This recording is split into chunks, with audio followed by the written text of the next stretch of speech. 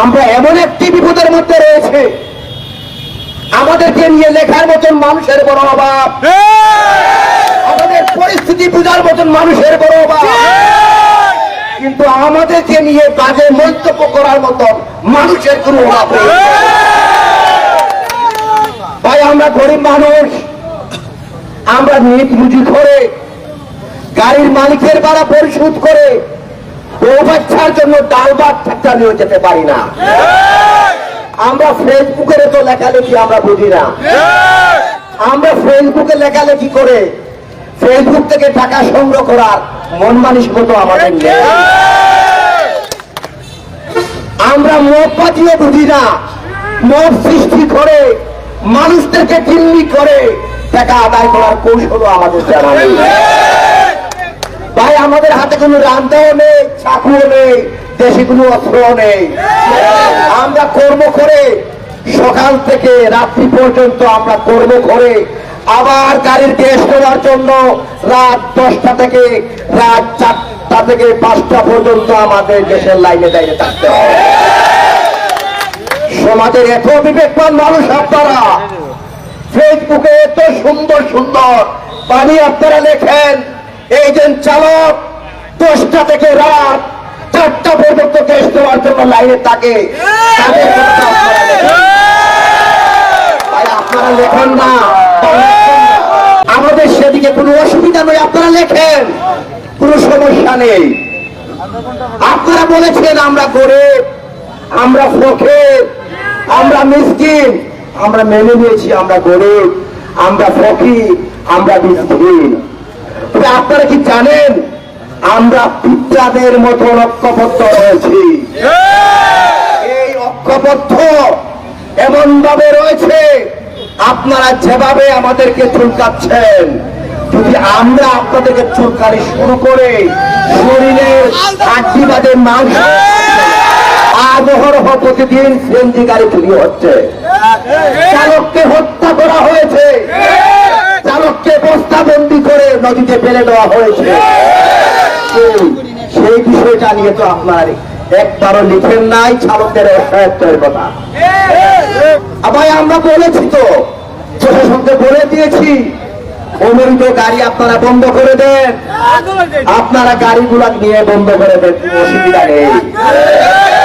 আমরা প্রশাসনকে বলছি, শিশু সমাজকে বলছি, টমটম বলেন, সিএনজি বলেন, রিক্সা বলেন, পৌরসভা থেকে একদম উঠিয়ে দেন, আমাদের কোনো আপত্তি নেই। কারণ আমরা গরিব মানুষ, না খেয়ে জীবন বাঁচার অভ্যেস কিন্তু আমাদের। ভাই, আপনাদের যদি একদমই এত বিরক্তি হয় এই পরিবহন চালক, তাহলে আপনারা মৌলভীবাজার পৌরসভার ভিতরে এসি সিস্টেম বাস চালু করে দেন। আমরা ওই গ্রামগঞ্জে প্রত্যন্ত অঞ্চলে ধান খেতে আমাদের জীবন যাপন করবো, কিন্তু আমাদেরকে এইভাবে চুলকাবেন না। আমাদেরকে চুলকালে কোনো সমস্যা হবে, আমাদের চুলকানির অভ্যাস রয়েছে, ধৈর্য ধারণ করার অভ্যাস রয়েছে, আপনাদের তো চুলকানির অভ্যাস নেই। যদি আমাদের গা থেকে আপনাদের গায়ে চুলকানি কি বলে এটাকে ভাইরাস হয়, তাহলে সেটা সহ্য করতে পারবেন না। আমি হাত জোর করে সকল শ্রমিকবৃন্দের পক্ষ থেকে এবং অবশ ফেসবুকে যারা লেখালেখি করেছেন তাদের পক্ষ থেকে মাননীয় জেলা প্রশাসনের কাছে হাত জোর করে ক্ষমা চেয়ে নিচ্ছি।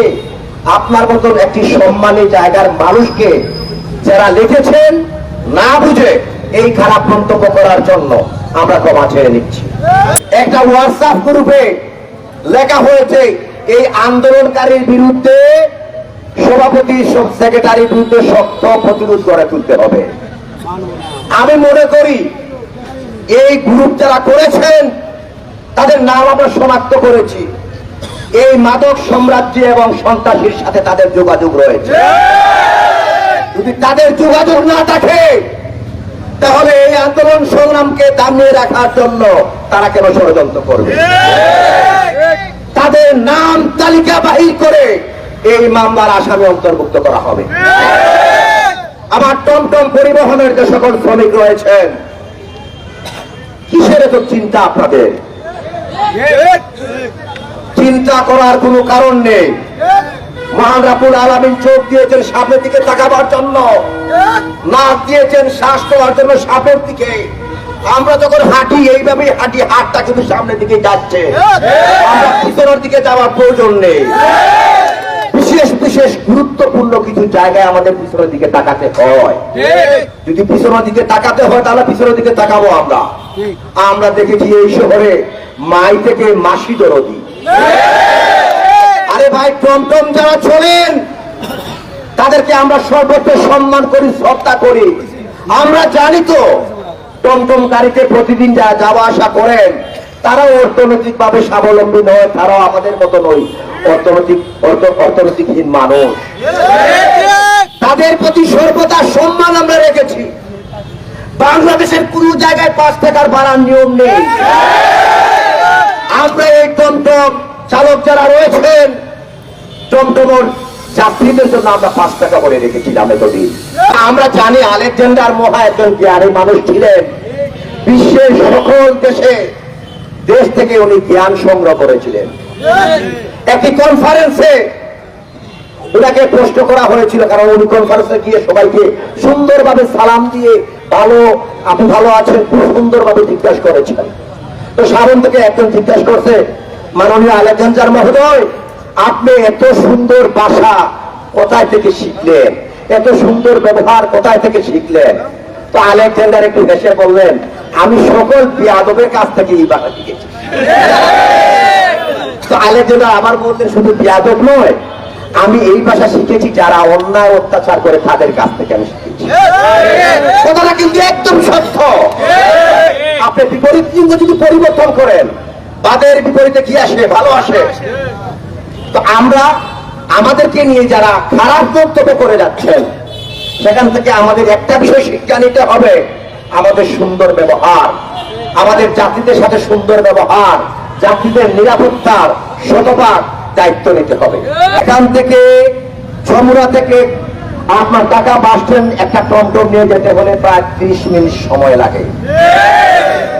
আমরা আরেকটি বিষয় উপলব্ধি করেছি, একটা টমটমের পিছনে যখন 6 জন যাত্রী বসেন, যদি একজন মহিলা থাকে তখন কিন্তু মহিলার গায়ের মধ্যে পুরুষের গা লাগে। এই বিষয়টা বিবেচনা করে আমরা টমটমের 6 জনের জায়গায় 4 জন যাত্রী পিছনে আমরা রেখেছি। ওইটার প্রশংসা না করে ভাই গায়ে গায়ে লাগলে কোনো অসুবিধা নেই, আমরা 5 টাকাই দেবো। যে সমাজে মা বোনদেরকে সম্মান করতে যদি না জানি, এই সমাজ দিয়ে আমরা কি করবো? ভাষা আন্দোলন থেকে শুরু করে বাংলাদেশের প্রতিটা স্বাধিকার আন্দোলনে এই শ্রমিকের ভূমিকা ছিল। আবার বড়াই করেন 5ই আগস্টের কথা, আসেন না আপনারা আমাদের সামনে, আসেন ভাই আসেন। আমি দেখাতে পারবো আমার কতজন শ্রমিক শত শত গুলিবিদ্ধ হয়েছে। আপনারা তো 5 জন দেখাতে পারবেন না। এখনো আমার ছাত্রীগারের 3 জন শ্রমিকের গায়ে 55টা গুলি হয়েছে, এখন তার চিকিৎসা করাতে পারছে। মাননীয় জেলা প্রশাসকের পক্ষ থেকে এই সকল চালকদেরকে চিকিৎসা করার জন্য সার্বিকভাবে সহযোগিতা করেছে। ভাই কোন দিকে আমরা পিছনে রয়েছি? আমরা তো কয়েকটা দিকে পিছনে রয়েছি, সেটা আমরা জানি। আমরা দুর্নীতিবাদের পিছনে রয়েছি, কারণ দুর্নীতি আমরা করি না। আমরা সন্ত্রাসী করি না, সন্ত্রাসীদের পিছনে আমরা রয়েছি। আমরা মদবাজি করি না, সেটার পিছনে আমরা রয়েছি। ভাই এইসব বই দেখিয়ে ফেসবুকে লেখে কোনো লাভ নেই। আপনি যে লিখেছেন জেলা সভাপতি আজিজুল হক সেলিমের বিরুদ্ধে শক্ত অবস্থান নিতে হবে, তার দুর্বল জায়গায় আঘাত করতে হবে। ভাই আমার দুর্বল আর কি? আমি তো এমনি দুর্বল মানুষ, আমার জায়গা নেই, আমার ব্যাংকে কারি টাকাও নেই, আমার নিজস্ব একটা গাড়িও নেই। আমার রয়েছে এই দিন আমাদের সামনে আমার পরিবারের সদস্য রয়েছে। এই সদস্যদের বলে বিগত 17 বছর অনেক সংগ্রাম করে, অনেক অত্যাচার করে এই শহরে কিন্তু আমি রয়েছি। একজন শ্রমিক অসুস্থ হলে, সড়ক দুর্ঘটনায় আহত হলে, সড়ক দুর্ঘটনায় নিহত হলে শ্রম অধিদপ্তর থেকে তার পরিবারকে নগদ অর্থ প্রদান করার বিধান রয়েছে। এই যে প্রার্থী আমাদের পাশেই তো রয়েছে, প্রার্থী তো সেম সরকার এইভাবে সিস্টেম করে রেখেছে। দুর্ভাগ্যবশত 17টি বছর এই শ্রমিক একজন সরকারি ভাবে কোন একটি টাকা সহযোগিতা পায় না। আপনাদের সবার নিশ্চয়ই মনে আছে, করোনাকালীন সময়ে সকল সংগঠনকে তৎকালীন অবৈধ এমপি নেসার আহমেদ অর্থ দিয়ে, খাদ্য দিয়ে সহযোগিতা করেছিলেন, আমাদেরকে সহযোগিতা করা হয় না। আমরা কি সবাই মরে গেছি? আমরা মরে যাই নাই। আমাদের পিছনে যাওয়ার কোন সুযোগ নেই। আমাদের বুক এইভাবে টানিয়ে আমাদের সামনে এগিয়ে যেতে হবে। আশ্চর্যের বিষয়, করোনাকালীন সময়ে এসি তলে যারা থাকেন, যারা সুন্দর সুন্দর বিছানায় থাকেন, তাদেরকে করোনা ছাড় দেয় নাই। ওই করে তালাবদ্ধ অবস্থায় কিন্তু করোনা ছাড় দেয় নাই।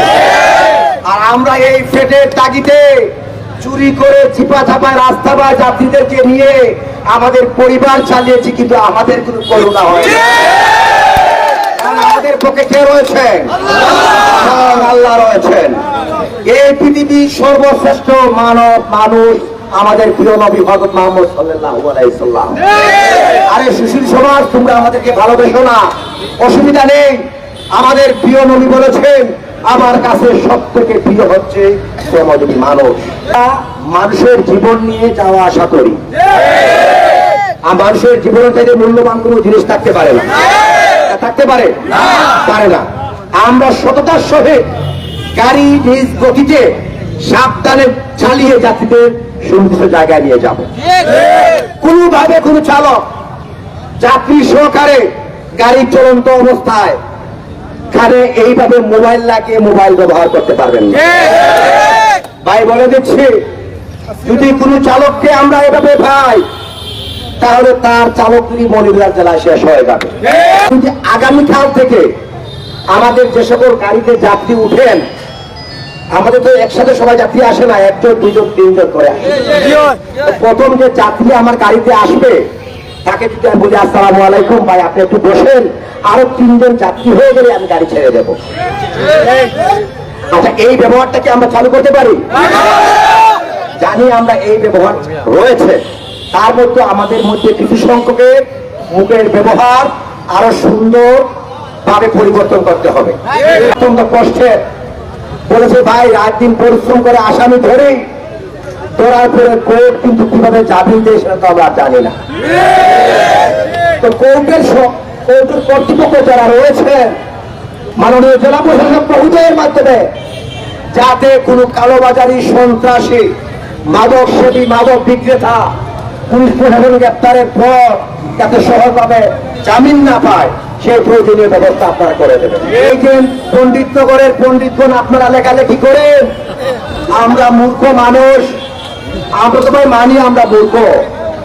এই বাংলাদেশের অর্থনৈতিক আজকে অসচ্ছল হওয়ার কারণে ওই মূর্খরা কিন্তু দায়ী নয়, তাই কিন্তু লেখাপড়া করে যারা উচ্চতর শিক্ষা ডিগ্রি অর্জন, সবাই নয়, কিছু কিছু উচ্চতর ডিগ্রিরা অর্জন করেছেন, তাদের কারণে আজকে বাংলাদেশের অনিয়ম দিনের পর দিন বৃদ্ধি হচ্ছে। আমাদের মাননীয় প্রধানমন্ত্রী একজন সচ্ছল ব্যক্তি, উনি ঘোষণা করেছেন এই দেশে আর কোনো সন্ত্রাস চলবে না, মদবাদী চলবে না, কোনো চাঁদাবাদী চলবে না। আমরা বিশ্বাস করি, উনার কথা আমরা বিশ্বাস করি।